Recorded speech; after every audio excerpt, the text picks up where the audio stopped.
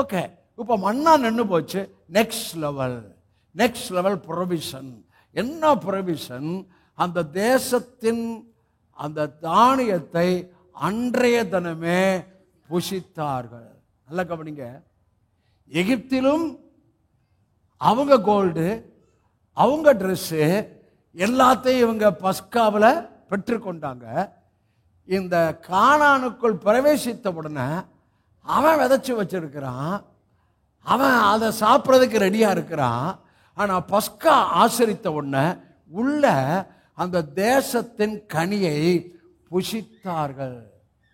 சரி, கொஞ்சம் கற்பனை பண்ணி பார்க்கணும். என்ன கற்பனை? இவன் இப்போதான் வெளியூரான், இவன் அந்நிய தேசத்தான். ஆனால் அந்நிய தேசத்தானா இவங்க உடன்படிக்கை ஜனம், அதான் முக்கியம். இவங்க என்ன கவர்னன்ட், என்ன பீப்புள்? கவர்னன்ட் பீப்புள்யா. நீங்களும் நானும் உடன்படிக்கை குமாரர்கள் குமாரத்திகள். நம்ம ஸ்பெஷலு, நம்ம வித்தியாசப்பட்டவர்கள். அவன் எடுத்து சாப்பிட்றான். ஓனர் வருவானா இல்லையா? என்னடா என் வாயில பிரவேசித்து நான் நட்டு நான் சாப்பிட்றதுக்கு வச்சுக்கிறேன், நீ என்னடா சாப்பிட்ற அப்படின்னு கேட்டானா? கேட்கவே இல்லைங்க. உண்மையை சொல்றேன், கேட்க முடியாது. அவன் பார்க்கறான், இவன் சாப்பிட்றான். ஹலோ, எத்தனை புரிஞ்சுட்டீங்க? இவன் ஒண்ணுமே ஏன் இதுன்னு கேட்கவே முடியல. இனிமே ஏன் இதுன்னு ஒருத்தனும் கேட்க மாட்டான். நீ அடுத்தவதை அனுபவிக்க போற. ஏன் இது அவன் எதை நீ அனுபவிக்க போற.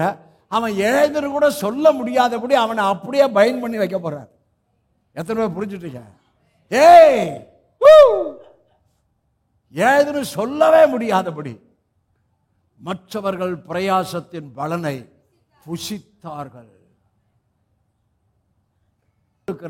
ஆனா இங்க வேலை செய்யாதபடி அவன் சேர்த்து வச்சத உபாகமம் 6ஆம் அதிகாரத்தில் நீங்கள் அந்த கானானுக்குள் பிரவேசிக்கும் போது கட்டாத நகரங்கள், அவன் கட்டின நகரம் நீ கட்டல, கட்டாத சகல வஸ்துக்கள் நிறைந்த விசாலமான வீடுகள் பன்மை, தோண்டாத நீ தோண்டாத அவன் தோண்டி வச்ச துறவுகள் பன்மை, நீ நடாத தோட்டங்கள் பன்மை.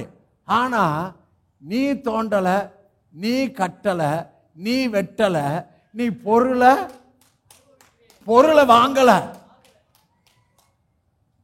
நீங்க பொருளை வாங்க வேண்டிய விஷயம் இல்லை. எல்லா பொருளோட வீடோட உங்களுக்கு ஆசீர்வாதம் வருது.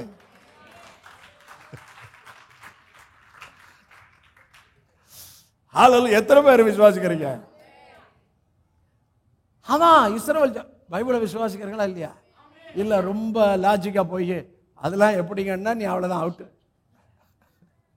வேதம் அப்படியே ப்ராபசி இஸ்ரவேல் ஜனங்களுக்கு அப்படிதான் கொடுத்தாரு. இனிமே நீ அனுபவிக்க போகிறாய்.